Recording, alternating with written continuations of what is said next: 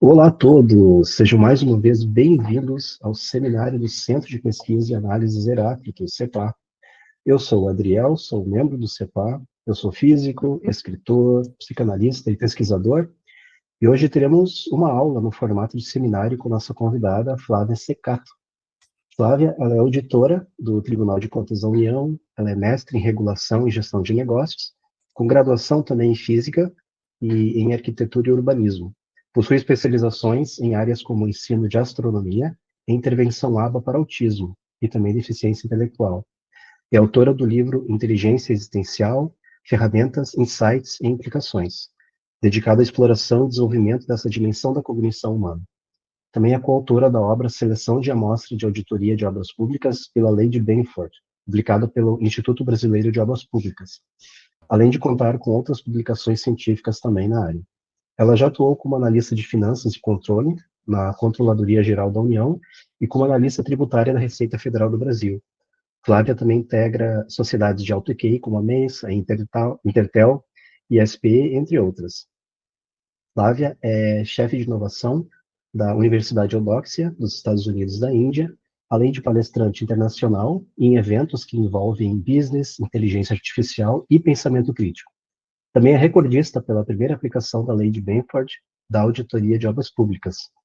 E o nosso tema de hoje será inteligência híbrida, o papel humano nas empresas na era da automação e a relevância do pensamento crítico.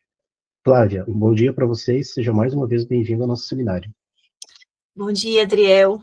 É uma satisfação estar aqui com você novamente, né? Meu colega de física, pra gente, e agora está migrando, né, para psicologia, muito legal, parabéns. E falar sobre um tema tão relevante, que é a inteligência híbrida e o papel humano nas empresas na era da automação, né? Em que a gente vê que o pensamento crítico é mais importante do que nunca agora no mundo dos negócios. Então, vamos tentar hoje expandir um pouco essa questão e tentar entender, né, as nuances. A gente vai mergulhar um pouquinho mais profundamente nessa temática dessa inteligência híbrida, né? O que seria essa inteligência híbrida? Então, assim, a gente está vivendo, depois, principalmente dessa questão da pandemia, teve a Covid, juntou uma questão até emocional nas pessoas, de várias mortes, né? E também as pessoas foram obrigadas a ficar em casa contra a vontade, até pelo risco de contaminação, principalmente as pessoas com comorbidades. E esse processo todo da pandemia, além de trazer também um impacto emocional profundo na sociedade, ele fomentou que a tecnologia fosse alavancada, as conexões, a internet, trabalho remoto, porque as pessoas, como estavam trancadas, elas foram obrigadas a se conectar de outra forma, para ter essa questão da socialização. Como é que era feita a socialização se eu estava na minha casa e não podia sair? Então, a internet teve que se desenvolver, as ferramentas de comunicação tiveram também que se aperfeiçoar, e o trabalho remoto, principalmente, como que as empresas iam continuar funcionando sem haver um prejuízo para os negócios? Então, toda a humanidade teve que se readequar a esse processo da academia. Então, a gente teve um marco muito importante, né? Então, como é que seria essa nova realidade da força de trabalho humano mais máquinas? Mas também fazendo uma ressalva de que esse processo já se iniciou no século passado, em que a inteligência artificial ela foi se aperfeiçoando gradativamente, mas que a pandemia ela deu esse salto tecnológico, né? Só para não dizer que começou com a pandemia, foi um processo que já estava em desenvolvimento.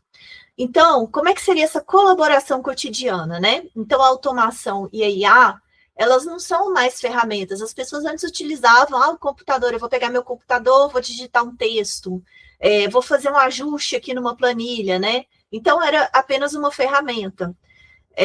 Então, a IA ela se tornou, mais ou menos, ela está ocupando o espaço que o celular começou a ocupar. Antigamente, ninguém usava celular, agora as pessoas não conseguem desgrudar do celular. Até meus filhos não conseguem. Eles ficam, eu falo, para um pouco, vai comer, solta o celular. porque virou uma dependência até, de certo modo, patológica, né? Mas a IA está acontecendo isso, as pessoas agora, tudo é IA, eu preciso da IA, eu preciso aprender ferramentas de IA, e são diversas, milhares de ferramentas de IA. Cada dia que eu converso com um amigo, com uma pessoa, um colega de trabalho, vem uma sugestão de uma outra ferramenta que eu também não conhecia. Então, isso demanda habilidades híbridas. Então, a divisão tradicional entre as habilidades técnicas e sociais, ela está obsoleta.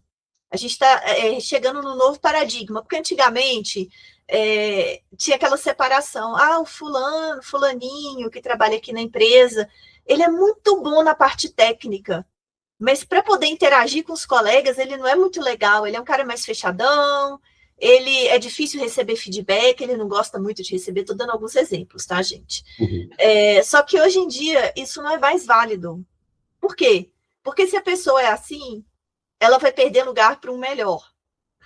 Mas mesmo também aquele cara que é legal, todo mundo gosta dele, eu sou o fulano, eu sou o João aqui, eu sou muito legal, eu levo lanchinho para os colegas, eu interajo, eu vou nas confraternizações, mas aí o João, ele não entende nada de tecnologia, não entende nada de IA, ele também não vai ser uma pessoa útil, ele vai acabar cedendo lugar para uma pessoa que tem uma habilidade híbrida, que é o que eu estou dizendo agora. Não necessariamente uma coisa vai excluir a outra. A pessoa pode ter uma habilidade técnica e ter essas habilidades soft skills, habilidades sociais, para ser o trabalhador, o profissional do futuro. Principalmente se for um CEO. Imagina, o CEO que não tem habilidades sociais ou não tem habilidade técnica, como que ele vai gerir tudo isso na empresa, né? Um profissional, um gestor, ele tem que ter esse domínio. Então, é uma fusão estratégica, uma combinação de conhecimento técnico com capacidades humanas avançadas, né? Aí a pessoa tem que ter um pensamento crítico, tem que ter a criatividade e tem que ter empatia. Por quê? Porque se não tiver esses três atributos, é melhor deixar a IA fazer tudo também, né? Porque a pessoa só tendo a capacidade técnica, ela não consegue raciocinar, ela não consegue ter uma análise crítica daquilo. Então, automatiza. Se não precisa, automatiza, vai gastar menos dinheiro. O empresário vai ter menos prejuízo do que pegar uma pessoa que está só replicando o que a IA está fazendo, né? Então, tem que ter um diferencial. Qual que é o diferencial humano? A gente vai aprofundar agora nos próximos slides. Então, os limites da automação, que é isso que a gente introduziu. Porque os humanos ainda importam, né? Então, o que a IA faz bem? A IA, ela vai se destacar principalmente em tarefas repetitivas e baseadas em dados, né? Então, ela vai oferecer velocidade e precisão incomparáveis. Por exemplo, eu quero escrever uma mensagem, tá? Só que se eu digitar aquela mensagem, eu estou passível de erro. Para eu não errar, eu vou ter que checar várias vezes, e às vezes é uma mensagem longa. O que eu posso fazer? Eu posso gravar um áudio lá no GPT, explicar o que eu quero e pedir para o GPT escrever a mensagem. Eu que gravei o áudio, eu que dei as diretrizes, mas o GPT ele gerou instantaneamente e perfeito o texto, sem erros, né? Outra coisa, se você vai cruzar dados com a IA, um ser humano ele não tem a capacidade da máquina para ficar fazendo cruzamento, análise de grandes volumes de dados. E ele pode errar. E a IA faz isso com perfeição, né? Então, assim, mas e aí? Tá, se a IA é tão maravilhosa, então não precisa de gente, né? Olha, para algumas tarefas, realmente, a IA é perfeita. Mas por que os humanos são essenciais? Para a questão ética e de criatividade. A IA, ela não tem esse viés, esse foco, esse olhar ético sobre as questões, né? Então, tem algumas áreas que a IA ela ainda tem limitações significativas. Tem o preconceito algorítmico também. A IA, ela não entende, por exemplo, nessa empresa, ela vai fazer uma análise de uma empresa, por exemplo. A empresa tem mulheres e homens, né? Aí a IA vê que os homens, em geral, trabalham por mais tempo, são mais produtivos, mas ela não considera que a mulher pode tirar uma licença maternidade, ter o processo da gestação. E a IA, ela tá olhando a questão mesmo dos dados, ela não está preocupada com questões humanas, né? Questões, por exemplo, que envolvem etnias, às vezes a IA pode gerar uma estatística de que tais etnias naquela empresa, elas são mais produtivas que outras, isso pode gerar uma discriminação. Então, até com idosos também, com pessoas mais velhas, essas faixas etárias, elas são mais vantajosas para a empresa, essas aqui a empresa deveria descartar. Isso daí fere, isso é um preconceito algorítmico. E aí ela ainda não tem condições de lidar com essas questões sem uma supervisão humana, né? E o processo também da criatividade. Aí ela vai pegar dados que já existem. Ela pode até criar alguma coisa, mas isso não necessariamente quer dizer que aquilo tem acurácia, é preciso. Pode ser também uma alucinação. Quantas vezes a gente gerou informações que não tinham nada a ver com a realidade, que a IA viaja na maionese, literalmente. Né? Então, tudo isso é importante ter esse olhar humano. Então, tem essa interpretação contextual, que o pensamento crítico, ele permite interpretar os resultados da IA com profundidade e compreensão do contexto real. Esse olhar crítico para o que a IA está trazendo para você. Não é simplesmente falar, não, a IA já gerou, eu vou no atacado, vou fazer no atacado, vou gerando e disparando, né, o resultado. Não é assim. O ser humano ele tem que ter uma participação ativa nesse processo, principalmente trabalhos mais complexos, que exigem uma análise crítica.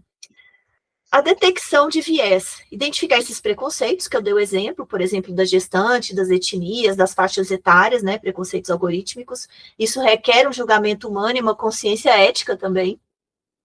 A supervisão ética, modelos humano no loop garantem responsabilidade e decisões éticas em sistemas automatizados. O que seria isso no loop, no laço, né? O ser humano ali controlando ali a IA e todo esse processo com sabedoria, com pensamento crítico. Desculpa te interromper só, colocando isso dentro de um contexto, assim, então a automação ela consegue multiplicar a capacidade, mas é o pensamento crítico humano que define a direção para que ela vai, né? Então, nessa era dessa inteligência híbrida, né? Então, seria como se a máquina, ela executa o como, mas o colaborador, né, a pessoa vai decidir o porquê. É nesse sentido, né? Sim, é ótima observação, Adriel. Na verdade, sim, você vai conseguir fazer mais coisas, volume maior, com mais acurácia também. Algumas análises o ser humano demoraria muito tempo para fazer, e a IA consegue fazer textos com uma precisão também gramatical maior, né? A IA não vai errar um texto. Agora você vai. Eu toda hora eu digito rápido e na hora que eu olho, nossa, eu digitei essa palavra errada. Uhum. Às vezes também em outros idiomas, né? A gente quer agora com toda essa conexão a nível mundial, a gente começa a interagir com outras culturas. Então a IA ela consegue otimizar. Eu consigo falar com uma pessoa lá na Itália sem eu falar fluentemente o italiano. Eu posso entender o básico. Peço a IA para fazer um texto para mim, para traduzir, e aí mando para a pessoa e a gente consegue ter uma interação super otimizada graças à IA. Imagina antigamente sem a IA como é que ia ser essa interação, né? Então a IA ela traz até aprendizado de línguas, né? Antes a gente tinha só o tradutor do Google, agora o tradutor do Google está até obsoleto. Se você pegar o GPT, a tradução do GPT é melhor do que a tradução do Google, e também melhor do que a tradução do Word. Uhum. Então, assim, se você comparar as três, você vê, o GPT ele já consegue inferir um significado mais profundo da tradução, porque quando você traduz, por exemplo, do inglês literalmente, às vezes a tradução não fica tão legal, mas aí o GPT já consegue trazer, para quem já tem uma fluência maior no inglês, consegue perceber essa diferenciação nas traduções, e é muito interessante. Então, gente, como é que é? Vamos mergulhar na questão do pensamento crítico nessa era da IA generativa, né?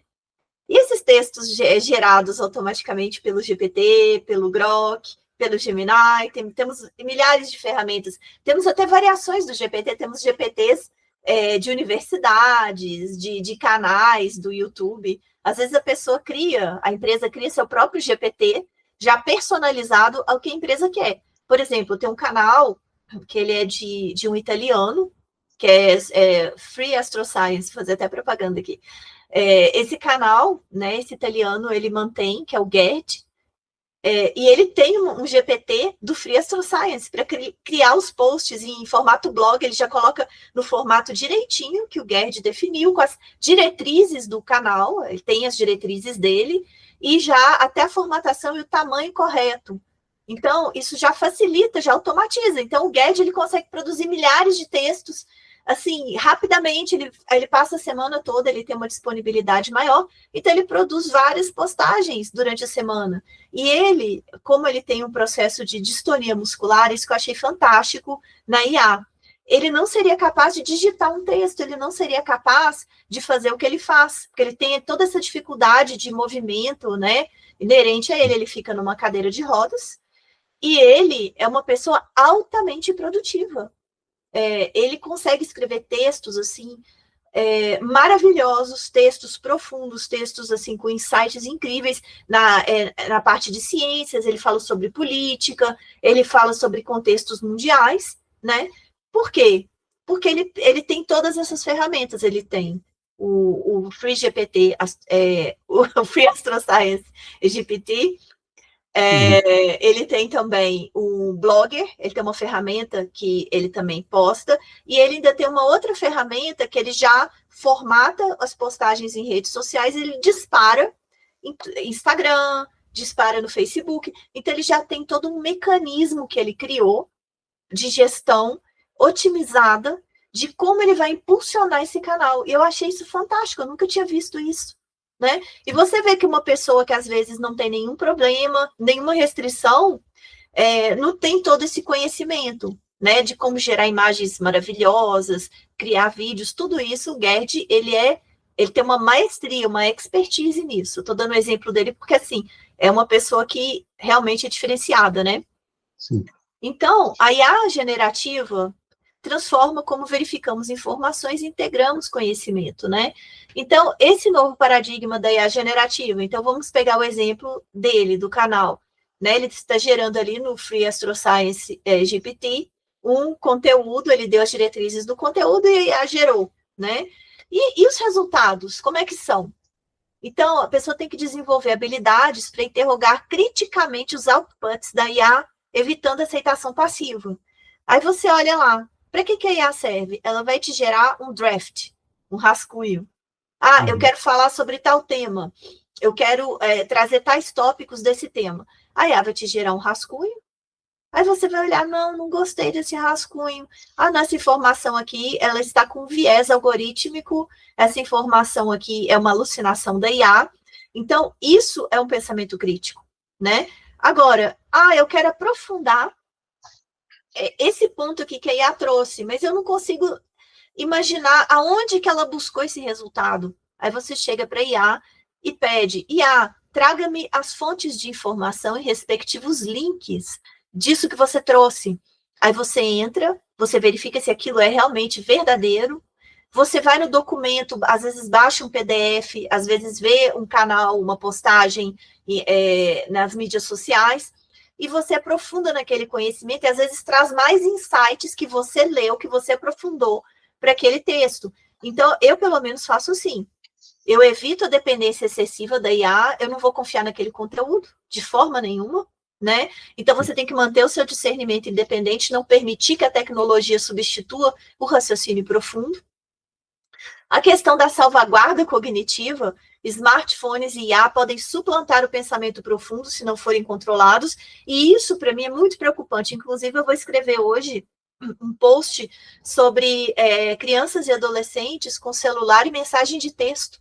Essa dependência patológica, esse contexto do uso de smartphones, né? E isso também, eu acredito, a gente ainda não tem noção, a gente ainda está num processo assim, de avanço da área de conhecimento, de como isso vai impactar nos cérebros das crianças e dos adolescentes, no desenvolvimento cognitivo. Será que isso vai melhorar ou vai piorar o desenvolvimento cognitivo? Qual vai ser o impacto da IA? Porque nós que somos adultos, a gente já tem um cérebro formado, né? É claro que isso impacta também, mas em um nível bem menor.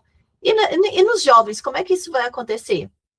Então, o pensamento crítico, ele funciona como uma salvaguarda cognitiva que é essencial em ambientes de inteligência híbrida. Por isso é tão importante. A gente não tem como descartar IA, não. Eu não quero perder minha capacidade cognitiva, então não quero usar IA. Eu vou até trazer um exemplo de uma pessoa, não vou citar nomes nem o contexto, mas a gente estava querendo um grupo, querendo escrever um livro, e a gente queria pegar algumas aulas, alguns conteúdos que nós demos, PowerPoints, apresentação, e usar IA para extrair, para transcrever as aulas, para transcrever o que estava nos slides, né?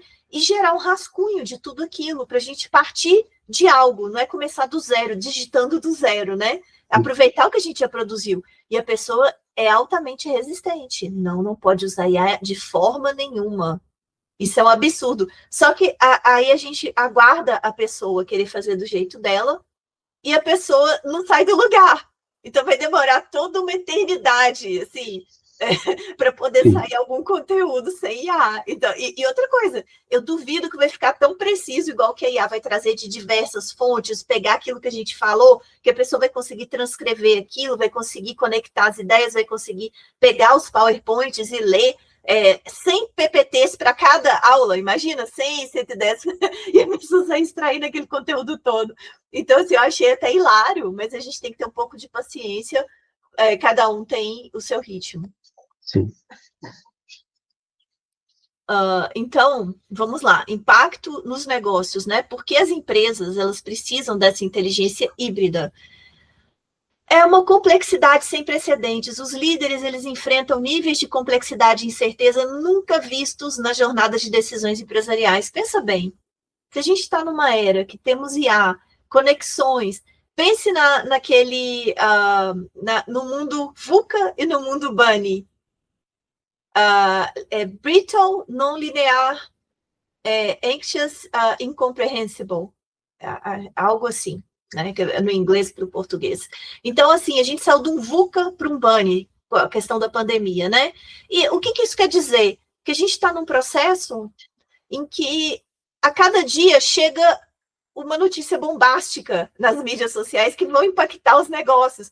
Tem a Bolsa de Valores, tudo é instantâneo, gente. Tudo ficou assim rápido, né? Antigamente era tudo demorado. E essa complexidade, que tudo é um cenário dinâmico, em constante metamorfose e conexão com o globo, com todo o planeta, instantaneamente. A gente consegue saber de tudo, assim, numa rapidez incrível. E tem também as fake news, tem tudo isso envolvido. Então, a gente está numa complexidade e as empresas, elas estão num cenário de incerteza permanente, elas têm que lidar com essa complexidade. E outra coisa, a análise de cenários. A gente tem que antecipar, as pessoas tendem a ser reativas. Quando acontece o problema, é que eu vou tratar. A pessoa, ela tem que já fazer um planejamento de curto, médio e longo prazo, principalmente um CEO, uma empresa, um empresário, ele está olhando ali, ele já está observando que ali tem uma fumaça que vai vir fogo. Então, ele já vai olhar para aquela fumacinha e vai falar assim, quais são as possibilidades? Como que eu posso tratar isso? E outra coisa, as dificuldades, elas trazem novas oportunidades. Se você se antecipar a um problema, aquele problema, ele pode virar uma solução que você vai criar para uma audiência maior e você causar um impacto e alavancar a sua empresa. Então, problemas são oportunidades de negócios também. Então, a gente passa aqui para vantagem competitiva. As organizações que elas combinam criatividade humana com velocidade de IA, elas superam consistentemente seus concorrentes. Então, você pode olhar aquilo, você usar sua criatividade, você usar seu pensamento crítico e você usar IA para fazer modelagem de cenários futuros. Isso também é possível. Você fala, quais são as possibilidades? Me ajuda a fazer um brainstorming sobre uma situação que ela é possível e que pode impactar a minha empresa. Como eu poderia tirar proveito desse cenário, dessa situação? Não gostei da IA, eu tenho uma ideia melhor. Você pega e usa a sua ideia, fala, gostei mais da minha. Você pode expandir a minha ideia para a gente conseguir concentrar nisso daqui? Também pode acontecer. Navegação superior, né? Equipes diversas com habilidades híbridas navegam melhor pela complexidade. Uma coisa que eu queria destacar nisso, habilidades híbridas, né? A gente não precisa de um soldado mecânico, um autômato ali para trabalhar na empresa. Cada ser humano tem sua individualidade, tem sua contribuição, e tem um conhecimento diferenciado, nós somos únicos. Então, todo esse conhecimento diverso, ele pode se conectar e trazer uma sinergia para as equipes, né? Então, assim, é importante também, cada área da empresa ou do órgão público, né, de quem, toda essa coletividade dentro da empresa, é importante que haja uma conexão, porque antigamente era a área financeira, não se comunicava com a área jurídica, que não se comunicava com a área administrativa, com a área de compras, com o RH. Isso é péssimo, porque às vezes há uma contradição entre os entendimentos sobre o mesmo ponto, então tem que alinhar os pontos. Às vezes uma área, ela está tratando de algo que você precisa coletar informações, você está buscando fora a informação, mas aquela outra área já está tratando aquilo que você está falando. Então, para não ter replicar esforços, não perder tempo, e também, como é que a gente vai dizer? 1 mais 1, nesse caso, não é 2, é 3. A sinergia, o sinergismo, ele é multiplicador, dá um efeito muito maior. Então, vamos ver, e a nova liderança, né, nessa questão. A liderança digital agora significa gerenciar equipes humano-máquina com empatia e visão estratégica. Então, você vai ter que olhar para a equipe, você vai ter que mapear o que você tem para o momento ali naquela equipe. Quais são os equipamentos, quais são os softwares que eu tenho aqui na minha empresa? Não, eu acho que eu preciso de um software que faça tal função. Será que tem no mercado? Não tem. Vamos tentar desenvolver um? Vamos tentar idealizar um software para a nossa empresa para poder melhorar, né, esse processo aqui individual da empresa? Então, isso tudo é importante. Então, esse CEO, esse empresário, vai precisar ter todas essas habilidades e mais uma visão. Ele vai ter que ser praticamente um oráculo, um vidente. Ele vai ter que olhar, fazer essa análise algorítmica mental de cenários, antecipar problemas e conseguir combinar, cruzar mentalmente isso, porque a IA não vai conseguir fazer isso. Então, o ser humano, o líder, é muito importante que ele tenha todas essas capacidades, né? Sim, então, desculpa te interromper aí, Flávia, o teu fluxo ainda só para ver se a gente consegue entender aqui com as pessoas também que estão nos assistindo, né? Então, com essa precisão algorítmica, né, que a gente tem com as IAs, então o pensamento crítico, ele vai emergir como se fosse como uma habilidade humana, assim, que ela não vai ser possível ela é insubstituível, no caso, né? Então, ela vai transformar o profissional de um mero operador de tarefas, digamos assim, em um arquiteto de soluções, né? É como se fosse um guardião da estratégia, digamos, nesse sentido, né? Então, ele vai ter que usar da sua estratégia, usar o pensamento crítico como forma de estratégia para conseguir extrair o máximo possível da IA. É isso? Exatamente, perfeito. Você resumiu super bem. E, inclusive, muitas pessoas vão ficar desempregadas no futuro. Quando eu estava terminando o meu curso de física, que eu finalizei ano passado, eu lembro que teve um vídeo que eu assisti no curso, dizendo que muitos empregos vão desaparecer, muitas profissões vão desaparecer e vão surgir novas profissões, né? Até se falou uma coisa que eu achei bem apocalíptica, que no cenário futuro, poucas pessoas vão ter as habilidades necessárias para ter empregos que vão ser muito bem remunerados e muitos vão receber como se fosse uma mesada do governo, um valor padrão, porque não vão conseguir empregos. Aquilo me impactou profundamente e isso tem sido discutido, né? Então, por exemplo, para mim, para você, Adriel, isso não vai impactar, mas e para os nossos filhos, né? E as gerações futuras? Então, assim, é importante, eu sempre falo com meus filhos, olha, se você ficar preguiçoso e não quiser estudar, você vai receber uma mesada no futuro. Daqui a algumas décadas a gente não sabe como vai ser. Aí eu mostro a importância de ter o dinheiro, de ter a autonomia, não pelo dinheiro em si, mas pela liberdade e autonomia que a independência financeira ela traz para a gente. Porque é muito ruim a gente ficar na dependência, não conseguir ter uma margem maior de liberdade para fazer para contribuir com o nosso propósito, né? A gente tem um propósito de vida, a gente quer cumprir aquele propósito, mas a gente precisa ter ferramentas para que a gente faça isso. E essas ferramentas a gente precisa ter um mínimo de dinheiro, né, de base financeira para a gente conseguir fazer isso. A pessoa que ela não tem recursos, ela vai ficar incompleta, ela não vai conseguir implementar tudo, vai demorar mais tempo também. Então, é importante que a pessoa desenvolva essas habilidades híbridas para que ela consiga entrar no mercado de trabalho também, né? E desenvolver a capacidade de lidar com a IA. Então, é muito importante isso. Habilidades híbridas, né? E não abrir mão da IA. Tá lá na frente, já olhar lá na frente e ver quais ferramentas que eu posso aprender que eu ainda não sei. Como é que eu vou ser uma pessoa diferenciada em relação aos outros que estão? Porque, na verdade, é até um lema que eu escutava muito quando eu fazia concurso público, porque concurso público falam, você está competindo com milhares de pessoas, né? Mas eu lembro que um professor falava uma coisa muito interessante, que serviu para mim como algo, uma lição de vida. No concurso, você não está competindo com os outros, você está competindo com você mesmo. Então, eu vejo dessa maneira, você não está competindo com o resto do mundo, você está competindo com você mesmo, porque a partir do momento que você se qualifica, que você consegue avançar nessas habilidades, você consegue ter esse discernimento, você vai se destacar, é automático, você não tem que olhar para o outro, ele está melhor do que eu, ele está pior do que eu, para ter uma validação externa.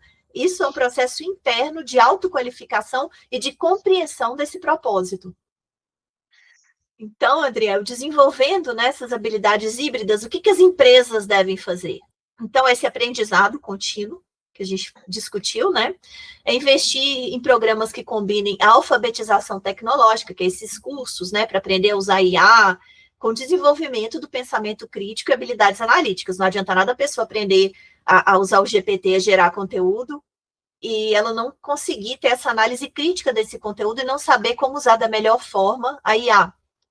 Esse redesenho de fluxos também, reestruturar processos para integrar a IA como um colega de trabalho colaborativo, não como um substituto de pessoas. A IA não está ali porque você, estou com preguiça, vou deixar a IA fazer tudo e vou ficar de boa com a perna para cima. Não é assim. Então, você vai simplesmente perder o seu lugar para uma outra pessoa que tem uma visão diferente da sua. A cultura de reflexão.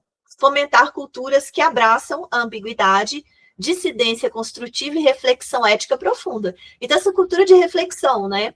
Você também não pode usar IA para fomentar preconceitos algorítmicos, também discriminar pessoas. Na verdade, você tem que ter um sinergismo com a diversidade, você tem que ter um sinergismo com as culturas, você tem que otimizar, se conectar, não é desconectar e fazer uma segregação, um processo segregacionista e formar grupos discriminatórios, que a gente vê muito isso na internet. Então, assim, não, você não é melhor do que o outro. Você não é melhor, o seu país não é melhor do que aquele país. A sua empresa, você não pode achar a minha empresa é a melhor empresa e a outra é ruim. Você está subestimando o seu concorrente, no caso da empresa, não no caso do país, tá? Você está subestimando o seu concorrente e ele pode te impressionar, ele pode te surpreender no futuro. Então, não faça isso. As parcerias, a conexão, o sinergismo, a troca de experiências, ela é fundamental. Então, isso para mim é uma cultura de reflexão. Essa capacitação de líderes. Treinar líderes para gerenciar essa colaboração humana e IA e navegar dilemas éticos complexos com confiança, que foi isso que a gente também falou. E um exemplo da inteligência híbrida em ação. Vamos pegar uma empresa X, tá? Hipotético, um caso hipotético. A implementação de ferramentas de decisão assistidas por IA com supervisão humana estratégica, né? Então, a gente teria uma capacitação em pensamento crítico, funcionários treinados que identificam vieses algorítmicos e melhoram significativamente os resultados dos sistemas. Eles vão pegar a empresa produz, né, tal tipo de conteúdo, atua em tal segmento, mas vamos ver o que a IA está produzindo de resultados, vamos compilar esses resultados e ver quais são as falhas, quais são as oportunidades de melhoria desses resultados, para a gente tentar até aprimorar a própria inteligência artificial, né, para ficar cada vez mais assertiva e eliminar esses vieses. Uma sinergia comprovada, demonstra o poder de combinar a eficiência das máquinas com julgamento e intuição humanos, né? Então, há uma aceleração na resolução de problemas complexos, redução de erros devido à validação humana. Vou dar uma acelerada, que eu estou falando demais, e eu quero as perguntas. O Adriel tem algumas questões bem interessantes aí para a gente tratar. Então, o futuro do trabalho seria essa inteligência híbrida como vantagem competitiva, né? Então, o primeiro ponto, como é que seria essa próxima década? Essas habilidades híbridas, elas que vão definir a empregabilidade e a liderança. Quem não tiver essas habilidades vai estar fora do mercado, infelizmente, como eu já falei. Esse diferencial humano, que é o segundo ponto, né? O pensamento crítico, ele permanece como a nossa vantagem única.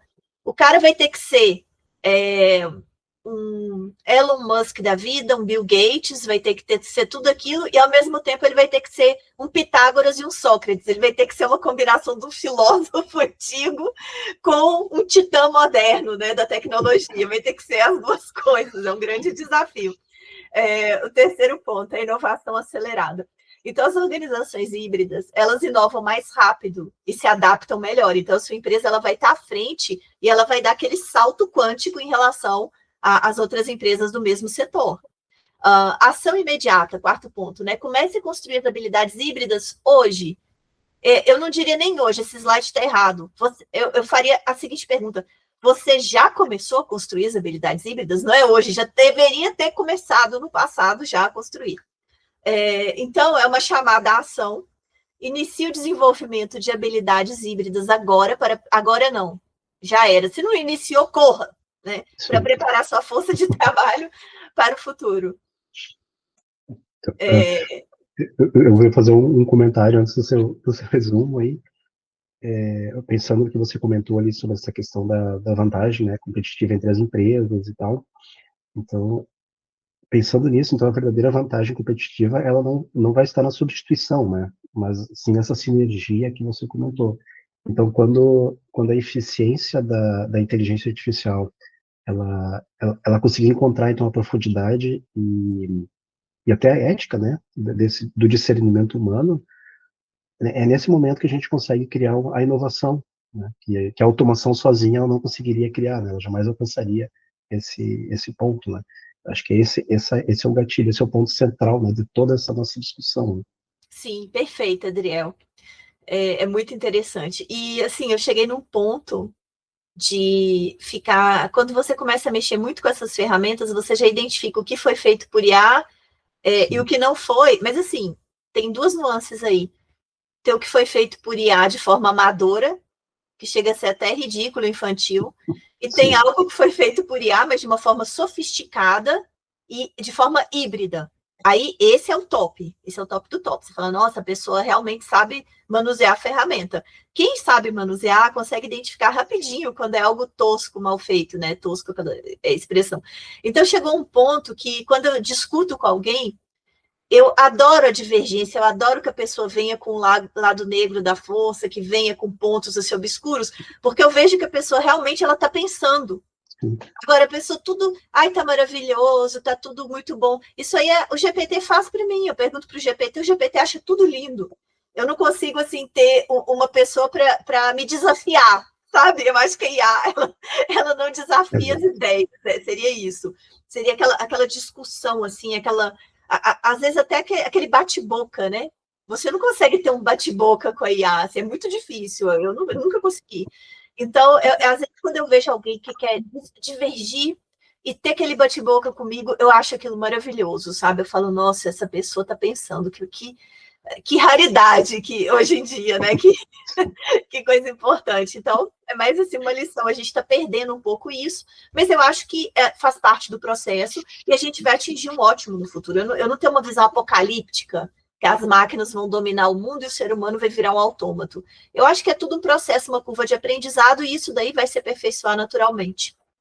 Então, fazendo um resumo de tudo que a gente viu agora, né? Essa parceria humano-máquina, a transformação de tarefas, a automação ela transforma os processos, mas ela não vai substituir o julgamento humano e a consciência ética. Essa fórmula híbrida, a inteligência híbrida, domínio técnico, mais pensamento crítico e empatia profunda. Você tem que ter uma empatia. A máquina, ela não tem empatia. Você tem, você pode se conectar com a outra pessoa e conseguir entender o ponto de vista dela. Essencial para navegar. Pensamento crítico é fundamental para lidar com complexidade e riscos de IA. Sem o pensamento crítico, você não vai ver os problemas que estão acontecendo ali, vai produzir algo de forma extremamente amadora e ridícula que todo mundo que já mexe com a ferramenta vai identificar. Cultivar para prosperar. Empresas devem cultivar habilidades híbridas para prosperar na nova era. Então, as que não tiverem, elas vão automaticamente serem obrigadas a se retirar do mercado, não vão conseguir perpetuar. Isso é algo essencial. E muito obrigada. Agora vamos para as perguntas e deixo aqui a seguinte frase: o futuro pertence àqueles que dominam a arte de pensar com as máquinas. Parece algo apocalíptico, né? Mas... Perfeito. Frase de efeito. Exato. E dentro desse contexto todo, Flávio, primeiro eu quero te agradecer, assim, foram muito bem explicadas essas questões, né, dessa integração que a gente precisa ter, dessa sinergia entre as IAs e a questão do pensamento crítico, né, principalmente nas empresas, né, que as empresas hoje, elas só estão conseguindo avançar mais por conta da utilização de IA, né. Inclusive no trabalho que eu tenho no trabalho também, a gente utiliza também bastante IA na questão de buscar informações, né, de concentrar informações. Isso é muito, muito bacana, assim, a gente consegue realmente desenvolver um trabalho mais rápido. E dentro desse contexto, então, eu queria te perguntar como a gente consegue equilibrar a automação e a tomada de decisões, de decisão humana, sem perder a criatividade, porque em alguns pontos a gente vê que as pessoas, elas estão, de certa forma, delegando a sua criatividade para as IAs também. Então, como você vê isso? Como a gente vai conseguir equilibrar isso no contexto das empresas? Nesse caso, vou até fazer uma piadinha, você vai ter que resgatar o seu lado Pitágoras, né, seu lado Sócrates, lá da antiguidade, que é esse pensamento crítico. Então, assim, a gente tem que ver que a IA, ela vai trazer tarefas, ela vai fazer melhor do que você, do que qualquer pessoa, tarefas repetidas e de alto volume. Uhum. Mas, o que a IA ainda não consegue fazer? Formular perguntas novas, conectar pontos inesperados e desenhar soluções originais. Isso daí, você vai dar um input para a IA, né, um prompt ali de comando, e a IA ela vai buscar dados que já existem e vai combinar esses dados e pode até criar coisas que não tem nada a ver, né, seriam as alucinações. Então, um modelo eficaz, na minha visão, ele ia combinar essa automação operacional, que vai garantir velocidade, padronização, que é importante também, às vezes tem algumas coisas que a gente tem que padronizar, não dá para ficar fazendo de um jeito hoje, do outro jeito amanhã. E processamento de grandes volumes de dados. E a gente tem que combinar isso com a intervenção humana qualificada, que ela é focada em inovação, julgamento contextual e análise prospectiva. Então, mesmo em ambientes que eles são profundamente automatizados, tem algumas funções que elas têm que permanecer com as funções têm que permanecer como humanas ali. Seria essa formulação de problemas e desenho de políticas, né, que é algo mais estratégico, tomada de decisão em cenários ambíguos. Às vezes tem alguma questão lá específica, né? Ambientes regulatórios, judiciais de compras públicas e finanças, que vão envolver nuances que vão exigir uma interpretação normativa e uma visão de risco daquele processo. Não dá para deixar a IA decidir, né? Um político, às vezes um gestor público, às vezes um empresário está ali na empresa e está acontecendo alguma coisa no mundo e ele vai ter que tomar uma decisão estratégica. Como é que a IA vai tomar aquela decisão para ele?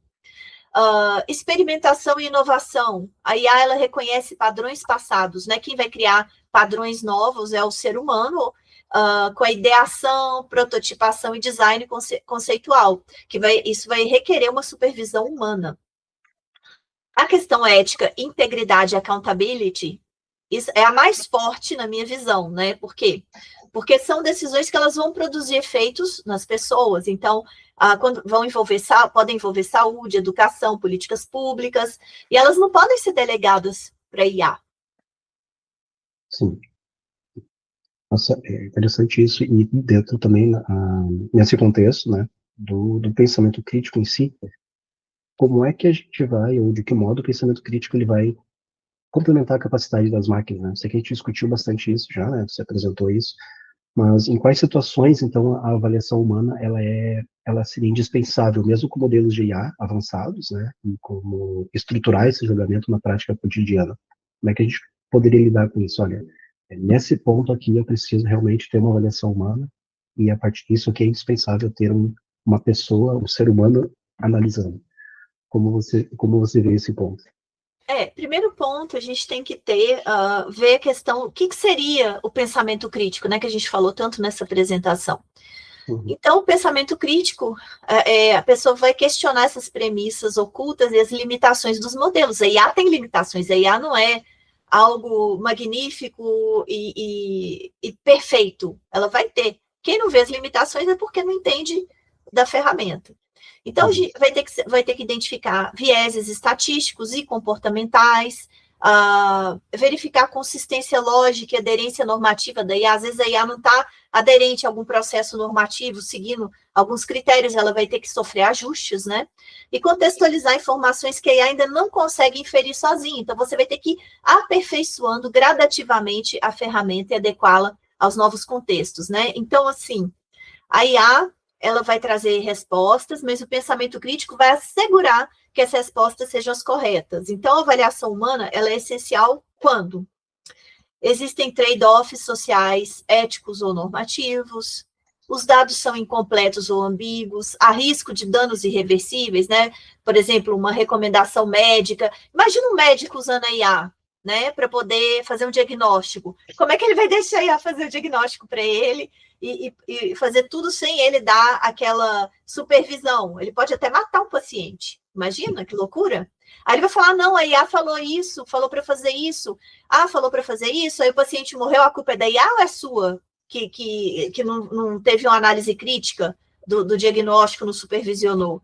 Então, assim, chega a ser até, de certo modo, ridículo a pessoa fazer uma coisa dessa.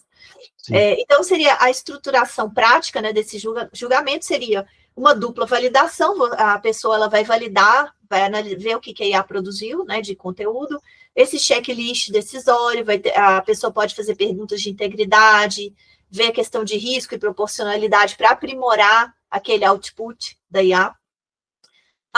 Também, assim, dependendo do caso, eu acho recomendável comitês multidisciplinares, né, quando é o caso de decisões mais críticas, para não deixar tudo na mão da IA. Então, criar esses comitês, né, é claro que vão ter esses outputs da IA, mas fazer brainstorms, discutir quando é algo essencial e que envolve várias vidas, várias pessoas. O registro e a explicabilidade, então tem que documentar a racionalidade humana, mais as evidências da IA. Então, você vai pegar as evidências que a IA está trazendo, mas você vai racionalizar aquilo e você vai depurar, aprofundar aquele conhecimento. Sim. E desses indicadores, né, quais são os indicadores que você usaria para medir o valor da inteligência híbrida na organização, né, voltando para as empresas, né? Então, a gente sabe que além de eficiência operacional, como mensurar o impacto em qualidade das decisões, né, no aprendizado organizacional e na resiliência das empresas. Essa pergunta ela é muito relevante, porque a gente vê essa questão da capacidade combinada, né, da humano-máquina. Assim, quais seriam, na minha visão, os indicadores operacionais, né, que devem ir além dessa produtividade? Os indicadores operacionais seria a redução que a IA proporciona em relação ao processamento de tarefas, precisão e redução de retrabalho. Então, quando a pessoa está produzindo algo, ela olha, nossa, eu digitei errado, ficou faltando esse artigo, ficou faltando a concordância verbal, não está legal a frase, eu repeti, né, algumas expressões, ficou um texto prolixo. Então, você vai ter uma redução desse retrabalho e ter uma acurácia preditiva maior, que seria esse indicador operacional. Os indicadores de qualidade da decisão, né? Então, como é que você vai ver que a IA está otimizando? Qual o ponto dessa combinação seria interessante? A taxa de acertos em auditorias internas e externas, então você vai verificar qual é essa taxa de acertos. Redução de riscos não antecipados, então aquela coisa da reatividade, aquela questão que a gente discutiu, né? Será que a empresa ela está antecipando os riscos? Então, quando você vê que os riscos que não foram antecipados, eles são mínimos, quer dizer que há uma qualidade de decisão, né? A empresa ela está prezando por isso. Consistência entre decisões semelhantes. Então, aquela questão da padronização, né? De você ver que tem uma lógica, tem uma aderência. Até por isso é importante a comunicação entre as áreas, para não fragmentar as decisões na empresa, por exemplo. Os indicadores de aprendizagem organizacional, velocidade de atualização de processos. Às vezes a empresa, né, ou o órgão público está ali comendo mosca, né, tem aquela expressão, está ali parado, de repente a tecnologia já deu um boom e está defasado. Esse é o problema, tudo fica defasado muito rápido. Então, tem que ter essa velocidade de atualização de processos, esse é um indicador de aprendizado organizacional. Aplicação prática dos insights gerados por IA. Né? Como é que você está usando esses insights? De que maneira? Participação das equipes em iniciativas de melhoria, né? Será que as equipes elas estão engajadas, elas estão tendo essas iniciativas de melhoria? Então, isso é um indicador de aprendizado organizacional também. Indicadores de resiliência, quais seriam esses indicadores? Capacidade de operar sob cenários de estresse ou dados incompletos, que é o que a gente mais tem hoje em dia. Se a pessoa fica estressada, dá um burnout, ou então a pessoa se deprime, está com síndrome do pânico, a hora que acontece isso, a pessoa ela tem que fazer uma terapia, ela tem que se qualificar, ela tem que se colocar à prova para que ela desenvolva essa habilidade. Se a empresa ela não está conseguindo fazer isso, ela tem que qualificar a equipe para que otimize esse processo, seja com IA para complementar os dados, nessa parte de dados, e cenários de estresse, as pessoas elas têm que estar preparadas para isso. Diversidade de soluções propostas, né? A variação criativa. Será que essa empresa ela é criativa ou é um autômato que fica repetindo também? Não tem uma inovação. Você vê, nossa, essa empresa é sempre mais do mesmo, não tem nada, não tem um diferencial, não tem nada, já estou até enjoada de ver isso daqui, parece que parou no tempo, né? E redução de dependência crítica de indivíduos ou sistemas isolados. Então, isso é muito importante.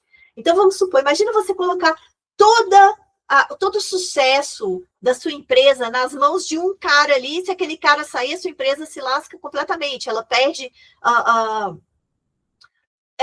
assim, aquele conhecimento e as outras áreas elas não conseguem suprir aquelas lacunas, né?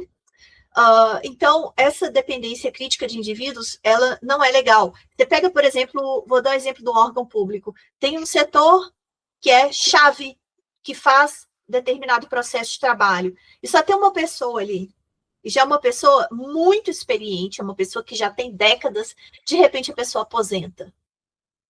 Como é que fica aquele setor? Aí tem que colocar uma pessoa que não entende nada daquilo, ninguém quer, porque é algo super complicado, e a pessoa tem que aprender, começa a acontecer vários erros, aí tem aquela curva de aprendizado.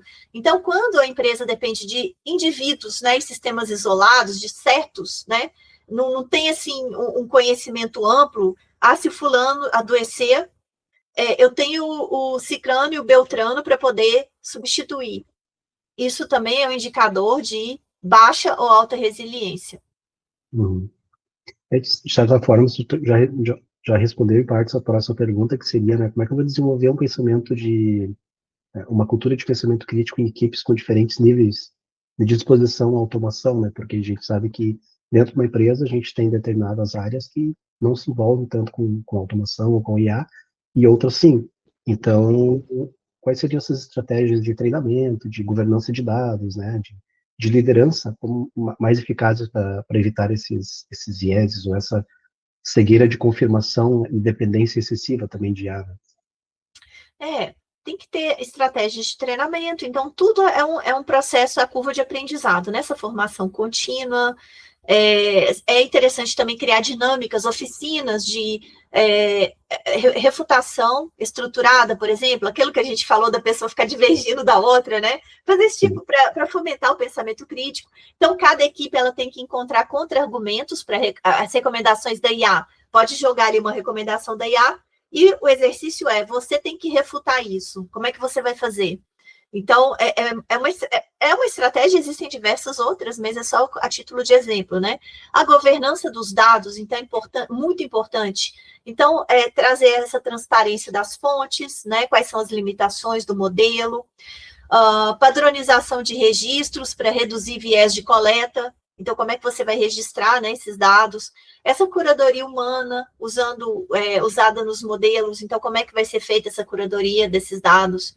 A questão de liderança, os líderes dessa empresa, eles questionam ou só aprovam? Só fica aquele cara lá assinando memorando, assinando documento, o cara nem lê o que está ali, porque é muito documento, eu vou assinar, igual o autômato, né? Daqui a pouco vai criar um IA para assinar para ele não terem que ficar cansando o braço para assinar. É esse tipo de líder ou é uma pessoa questionadora que lê, fala, isso aqui tá faltando um diagnóstico mais acurado, mais profundo, né?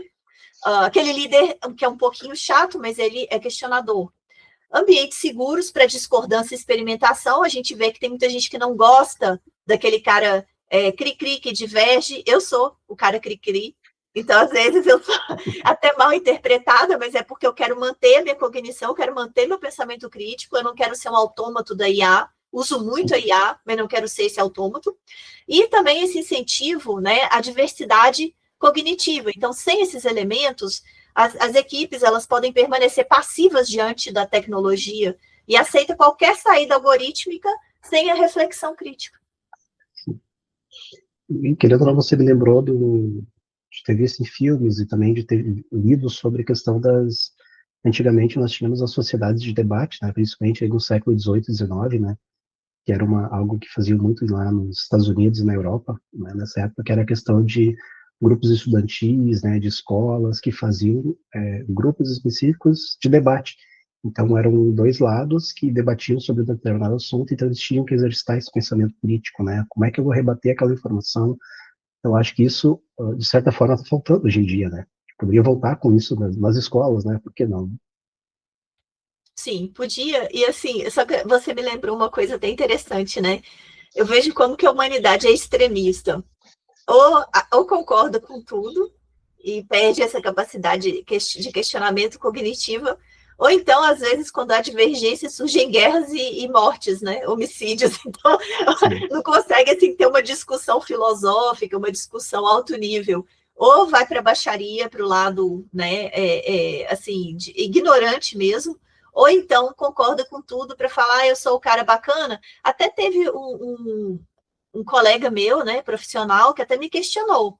Ele fez uma pergunta bem interessante. Ele falou assim, Flávia, você já ouviu falar da inteligência social? Porque tem essa questão, né, das inteligências e tudo, e ele gosta desse assunto. O que você acha dessa inteligência social? Que a pessoa não tem só que ter a capacidade técnica, mas na hora de divergir, de colocar opinião, ela às vezes tem que meio que engolir sapo para não causar conflitos no ambiente de trabalho. Aí veio com um ponto de vista diferente. Eu falei, pois eu não sou essa pessoa, não. Porque a pessoa pode ser excluída, pode ficar isolada, não interagir. Eu falo assim, olha, eu interajo muito, eu até brinquei com aquele lema, né? Nem Jesus agradou todo mundo. Quem sou eu para tentar agradar? Eu não quero agradar ninguém. Então, assim, eu coloco a minha opinião, eu tento ser profissional, critico os processos de uma forma profissional, sem o viés emocional, sem argumento de autoridade, porque tem gente também que quer impor ideia, goela abaixo com argumento de autoridade, né?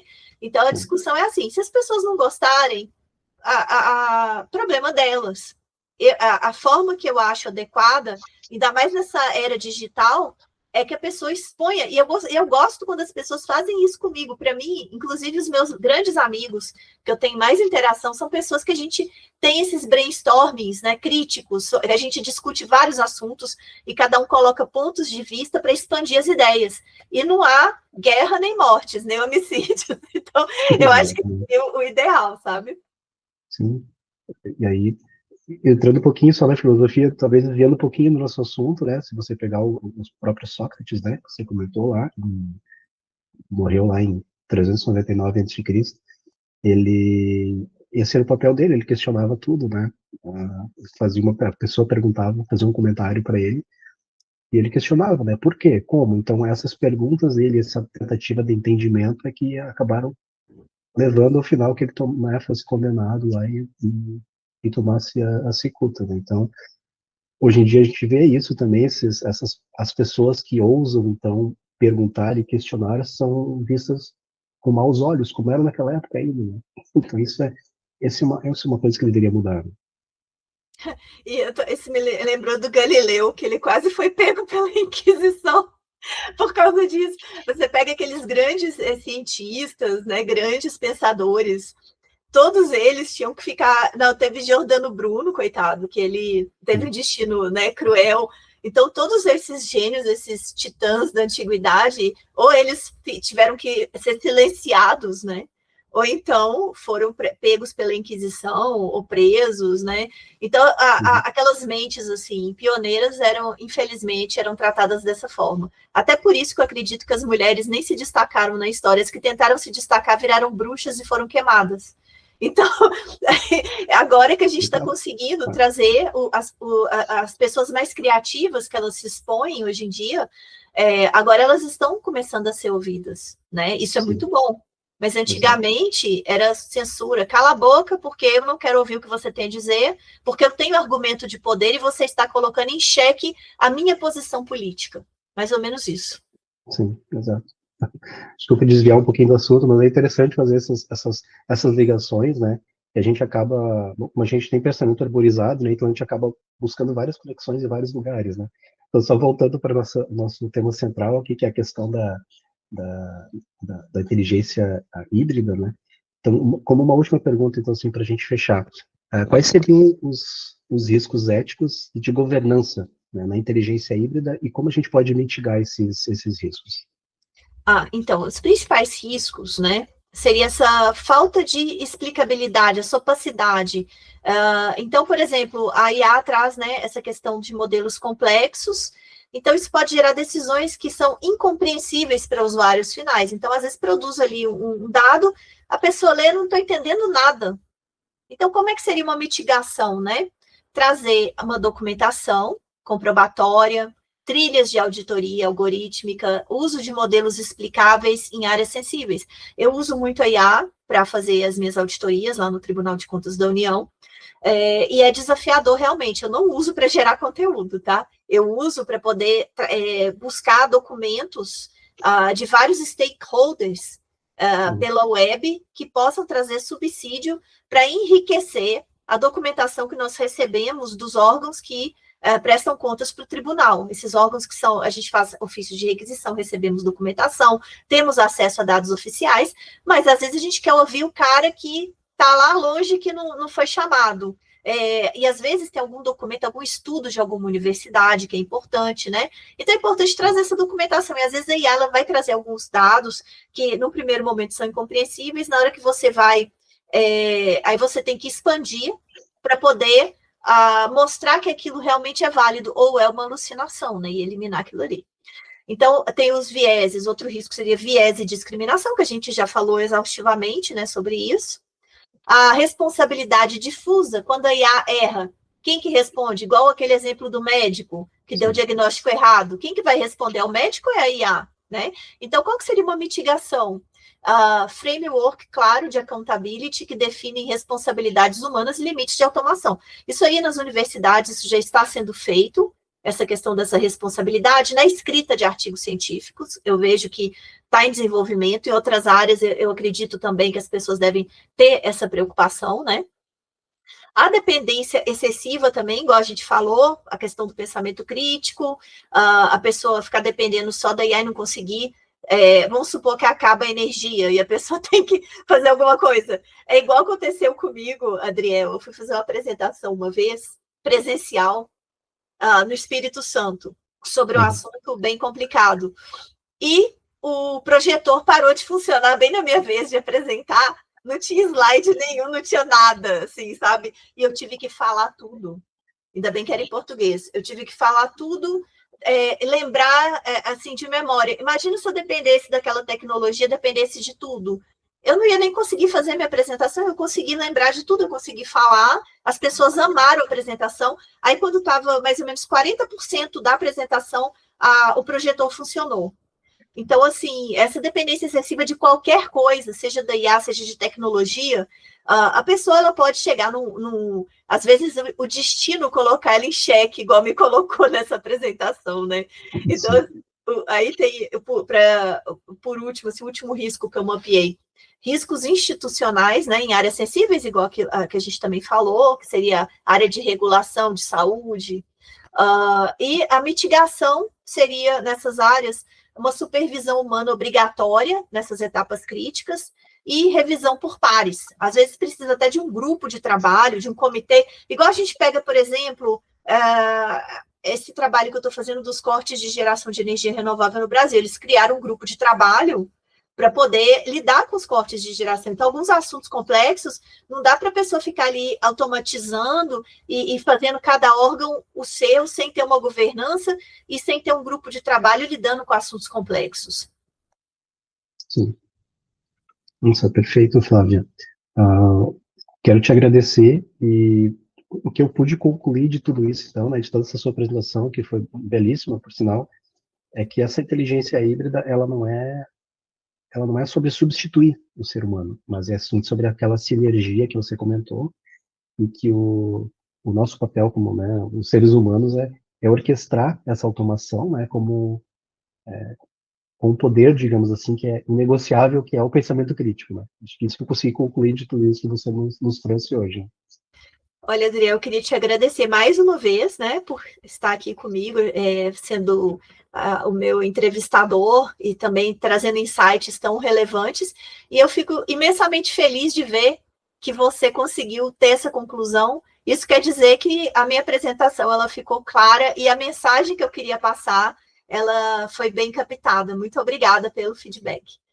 Eu que agradeço e tenha uma ótima semana para você e nos seus estudos também. Muito obrigado. Muito obrigada, Adriel. Tchau, tchau. Tchau, tchau.